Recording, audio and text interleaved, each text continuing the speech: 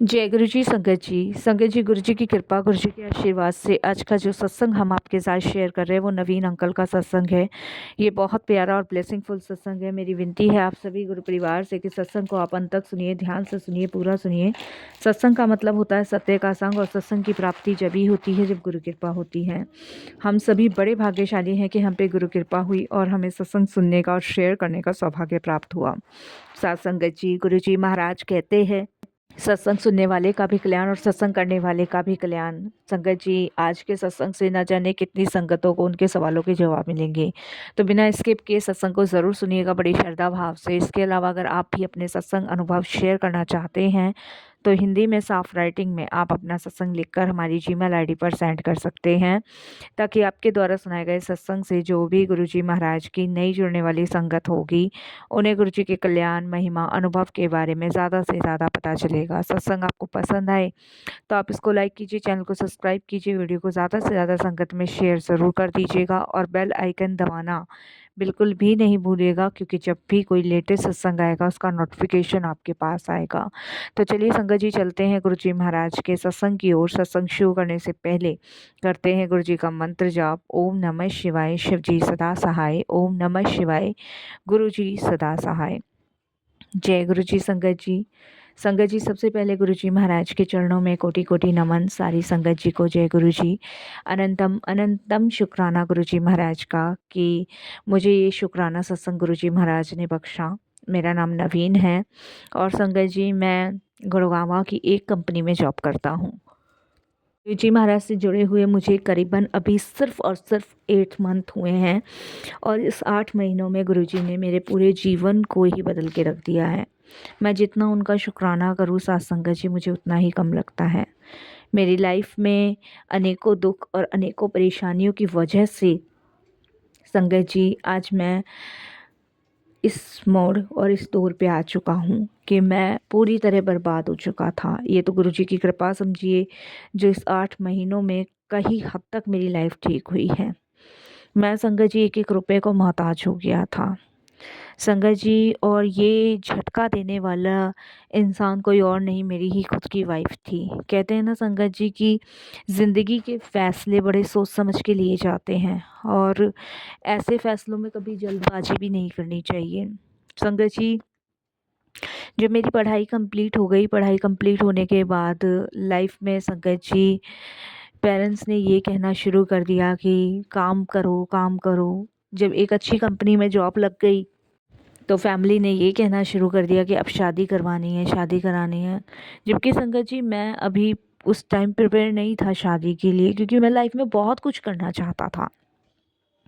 But हमारी family में ना संगत जी शुरू से एक चीज़ चलती आई है कि अगर लड़की ने 10वीं 12वीं कर ली है तो उसकी शादी कर दो, लड़की नहीं पढ़ी है तब भी उसकी शादी कर दो, बस एक अच्छा सा लड़का देखो, लड़की की शादी कर दो, वो अपने घर जाए, अपने घर गृहस्थी संभाले, बाद में उसकी लाइफ में क्या हो रहा है क्या नहीं हो रहा उससे कोई मतलब नहीं। ऐसे ही संगत जी लड़कों के साथ है। लड़के पढ़ लिए लिख लिए और कहीं अच्छी कंपनी में जॉब कर रहे हैं तब भी शादी कर दो, और नहीं अगर पढ़े लिखे तो एक लड़की देखो और शादी कर दो, बाद में बहू तो अपने घर में ही आनी है, अपने तरीके से ही चलानी है, तो बस ठीक है। यही सोच है संगत जी मेरे पूरी फैमिली की। मेरे दादा दादी का भी यही हाल था, मेरे नाना नानी का भी यही हाल था, मेरे ताऊ जी ताई जी सबका मैंने अपने फैमिली में ना यही देखा है। किसी को कोई मतलब नहीं है, लेकिन संगत जी बड़ों के किए गए गलत फैसले ना कभी कभी बच्चों पे ना बड़ा गलत प्रभाव डालते हैं। मेरे संगत जी दादाजी ने दादी ने मेरे मम्मी पापा की शादी कराई, देखो शुरू से उनमें कलेश ही रही। मैं मेरी सिस्टर जब छोटे थे, जब से हमने झगड़े देखे अपनी फैमिली में, जब से दुख देखे, परेशानी देखी। पापा ड्रिंक करते थे, बहुत मारा करते थे मम्मी को। मम्मी संगत जी रातों को बस ये समझ लो कभी कुछ काम कर रही, कभी कुछ काम कर रही, से दो दो पैसे जोड़ के हमें खिलाया करती थी। और ताऊ ताई जी ने भी शादी करी अपने बच्चों की, उन्होंने भी दुख भोगा। और कहीं दूर मत जाओ संगत जी, मेरे फादर ने मदर ने मेरी सिस्टर की 10th पास होते के साथ ही कोई लड़का दिख के शादी कर दी, 12th भी नहीं करने दी।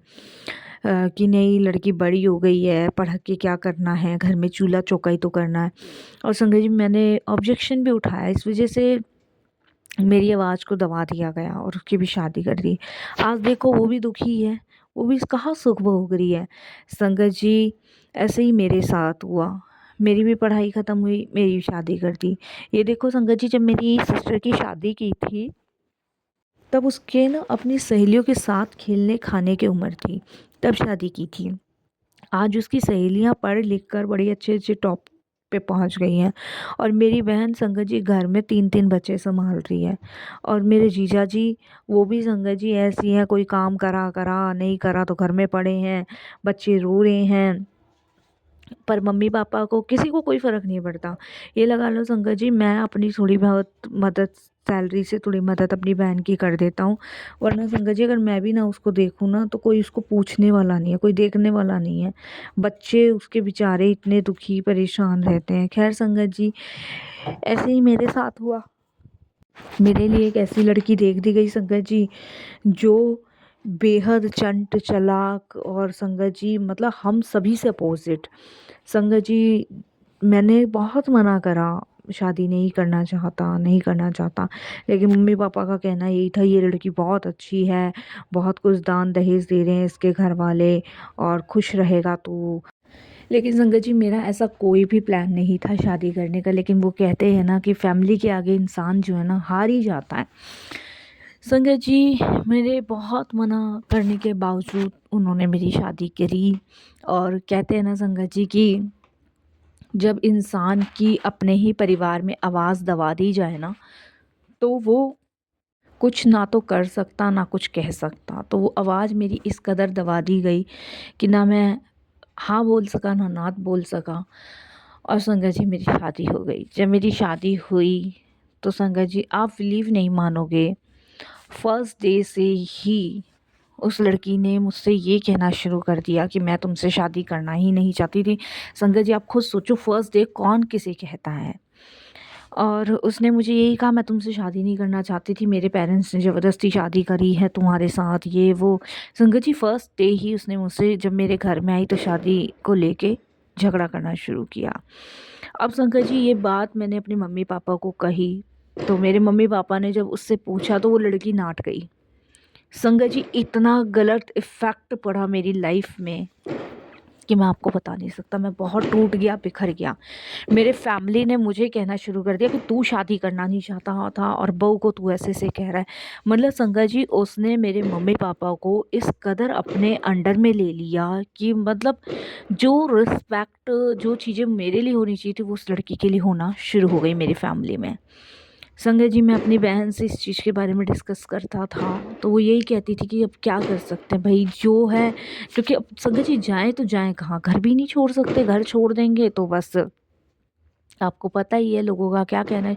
और पापा पापा को तो संगत जी डेली का ही शराब पी के मुझे गालियाँ देनी, उल्टा सीधा बोलना, मतलब मैं दुखी हो चुका था। मेरे इधर मेरी वाइफ मुझे ने उसने टॉर्चर करा, उधर मेरी फैमिली में मेरे मम्मी पापा ने। संगत जी, उसने धीरे धीरे पापा को अपने वश में ऐसा करा संगत जी कि धीरे धीरे उसने मम्मी का भी घर से पत्ता कटवा दिया। संगत जी, धीरे धीरे उसने मम्मी पापा में इतना झगड़ा करवाना शुरू कर दिया कि आप बिलीव नहीं मानोगे, पापा मम्मी को फिर से पीटने लग गए मेरी वाइफ के कहने पे। मैं दुखी हो गया संगत जी। ऊपर से संगत जी, ये लोग कम थे कि मेरे वाइफ के मायके वाले संगत जी, वो आया दिन मेरे घर पड़े रहते थे। संगत जी, किसी को मतलब मेरी मदर को उस टाइम समझ आया जब उन पे भी ये सारी चीज़ें बीती, और जब मैंने यही बात मदर को कही कि मैं आपको बहुत मना करता था लेकिन आप समझते नहीं थे, तब मेरी माँ की आंखें खुली। लेकिन उस टाइम तक संगत जी बहुत देर हो चुकी थी। पिताजी का कहना कि मैं सारी प्रॉपर्टी कल्पना के नाम कर दूंगा, ना तुझसे कोई मतलब, ना तेरी माँ से कोई मतलब, ना उस लड़की से कोई मतलब, इस तरीके से पापा का कहना शुरू हो गया। हम बड़े दुखी और परेशान हो गए संगत जी। एक एक रुपए को पापा ने मोहताज कर दिया। मेरी सैलरी संगत जी आए और ले ले, आए और ले ले, क्योंकि सैलरी संगत जी पापा के हाथ में जाती थी, उनको ही देनी पड़ती घर का खर्चा वर्चा चलाने के लिए। और आप बिलीव मानोगे संगत जी, एक दो बार सैलरी देने के लिए मना किया तो संगत जी उन्होंने कंपनी में जाके शिकायतें करनी शुरू कर दी, लोगों से कहना शुरू कर दिया कि मेरा बेटा तो कुछ नहीं करता, ये वो बहुत। संगत जी, मैं बता नहीं सकता, मेरी रेपुटेशन गिरने लग गई। काफ़ी बार मन में आया कि आत्महत्या कर लूँ, काफ़ी बार मन में आया कि अब अपनी जो ज़िंदगी को ख़त्म कर लूँ। ऐसी भी क्या ज़िंदगी है संगत जी, कुत्ते से बदतर ज़िंदगी। ना आप हँस सकते, ना लाइफ़ में खेल सकते, ना कूद सकते, कुछ कोई मतलब ही नहीं। संगत जी, आप बिलीव नहीं करोगे, मैं बहुत टूट चुका था। तब मेरा एक दोस्त अविनाश है जिसने गुरुजी के बारे में मुझे बताया। क्योंकि संगत जी, आप ना सबसे लड़ लोगे लेकिन माता पिता से नहीं लड़ सकते। दुनिया से लड़ लोगे, किससे नहीं लड़ लोगे, भाई से, बहन से, सबसे लड़ लो, लेकिन माता पिता से कैसे लड़ोगे। और संगत जी, जिसमें पिताजी के ही नाम सब कुछ था, हमें डर इस चीज़ का भी था कि भाई ये सब कुछ पापा इसके नाम ना करते, क्योंकि संगत जी वो लड़की भी गलत थी, मैं आपको बताऊं। जब उसके बारे में पता चला तो संगत जी उसके काफ़ी अफेयर थे, काफ़ी ज़्यादा अफेयर थे। संगत जी, मेरी शादी मेरे माँ बाप ने कराई, ऐसे इंसान से करा दी जो पहले से ही झूठन है, और उसकी फैमिली को सब पता था, पर मेरी फैमिली को उन्होंने संस्कारी लड़की बता के शादी करी। मैं टूट गया, बिखर गया। अब मैं संगत जी इन सब चीज़ों से बाहर कैसे निकलूँ, कैसे नहीं। तब मेरे दोस्त अविनाश ने गुरुजी के बारे में बताया।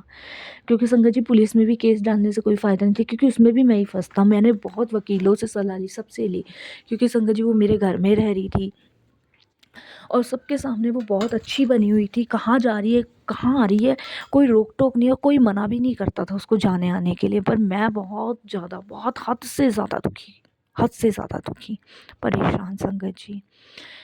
तब मैं गुरुजी महाराज से संगत जी जुड़ा, और जब मैं गुरुजी से जुड़ा तब मुझे गुरुजी के बारे में पता चला कि गुरुजी महाराज के दरबार में हर समस्या का समाधान है। जब मैं फर्स्ट टाइम गुरुजी के दरबार गया, मैं संगत जी माथा पकड़ के रोया अपना। मैंने कहा गुरुजी मुझे बचा लो, मैं बहुत दुखी हूँ, टूटा हुआ हूँ। संगत जी, वहाँ से गुरुजी ने हिम्मत शुरू करी, मुझ में हिम्मत दिखाई, मेरे में एनर्जी गुरुजी ने भरी। और आप बिलीव नहीं मानोगे, उस दिन मुझे फर्स्ट टाइम एहसास हुआ कि गुरुजी मेरे साथ हैं। पहली बार ही गुरुजी ने संगत जी मेरे को हिम्मत दी कि मैं चीज़ों का सामना करने लगा। संगत जी, मैं बता नहीं सकता कि मैं बोल नहीं पाता था, क्योंकि शुरू से इतना खौफ, इतना डर, इतनी चीज़ें भरी हुई थी कि आवाज़ ही नहीं निकलती थी कभी।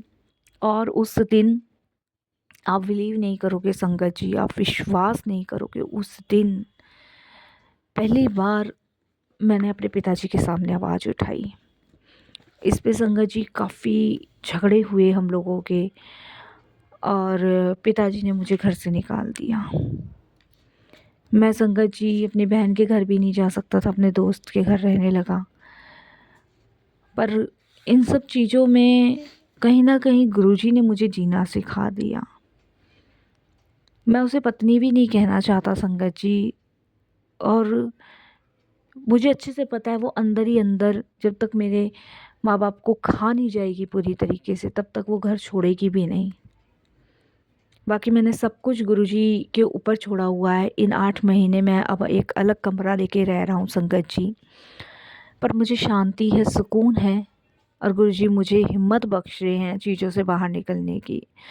मैं रोज़ गुरु से यही अरदास करता हूँ, गुरुजी बस मेरे पिताजी और माताजी को बचाओ। संगत जी, वो दिल के बुरे नहीं हैं, लेकिन उस औरत ने उनको प्यार प्यार में लेकर अपने कब्जे में कर रखा है। मेरी माँ की तो आंखें खुल गई, लेकिन मेरे पिताजी की अभी आंखें नहीं खुली है। उनको लगता है कि मैं ही गलत हूँ, उनकी बहू बहुत संस्कारी अच्छी है, लेकिन संगत जी हम जानते हो कैसी है। सब गुरुजी पे छोड़ा हुआ है। 8 महीने में इतनी सारी चीज़ें चेंज हुई है, तो और भी चेंज होगी संगत जी, विश्वास है गुरुजी पे। और कहते हैं ना संगत जी, जब गुरुजी पे विश्वास हो तो फिर चिंता फ़िक्र करने की कोई भी ज़रूरत नहीं होती, क्योंकि हर एक मुश्किल का समाधान गुरुजी से होकर निकलता है। इन 8 महीनों में गुरुजी ने बहुत सारी चीज़ें लाइफ में चेंज की है, और मुझे पूरा विश्वास है कि आगे भी गुरुजी सारी ही चीज़ें ठीक ही करेंगे संगत जी। बस मैं तो गुरुजी से यही अरदास है कि गुरुजी, जो नेगेटिविटी मेरे घर में इस समय आई हुई है उसे दूर कर दो हमारी लाइफ से। संगत जी, मैं मानता हूँ कि माता पिता अपने सारे फैसले बच्चों पे थोपते हैं, उन्हें समझते नहीं हैं, उन्हें कहने का मौका नहीं देते।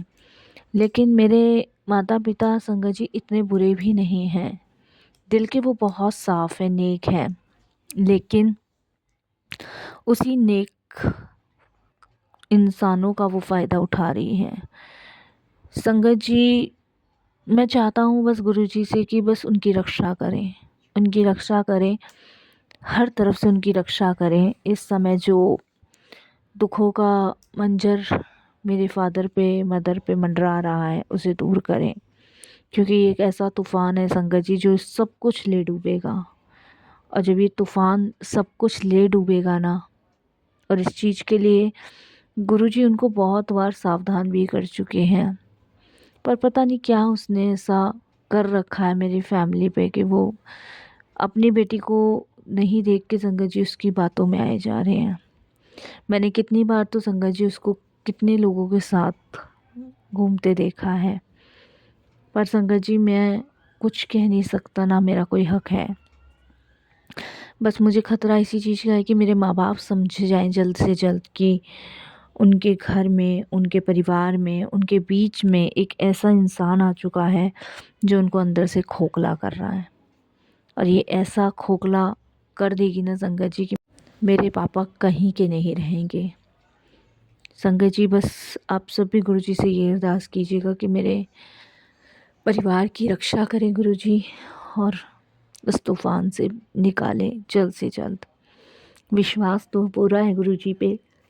जब 8 महीने में गुरुजी ने मेरी लाइफ चेंज कर दी, मुझे बदल दिया, शायद उन्हें भी बदलेंगे। मैं मानता हूँ समय लगता है, लेकिन जो भी करेंगे गुरुजी हमारे अच्छे के लिए करेंगे, और इसमें भी कुछ अच्छा ही होने वाला होगा। मैंने सब गुरुजी पे छोड़ा हुआ है।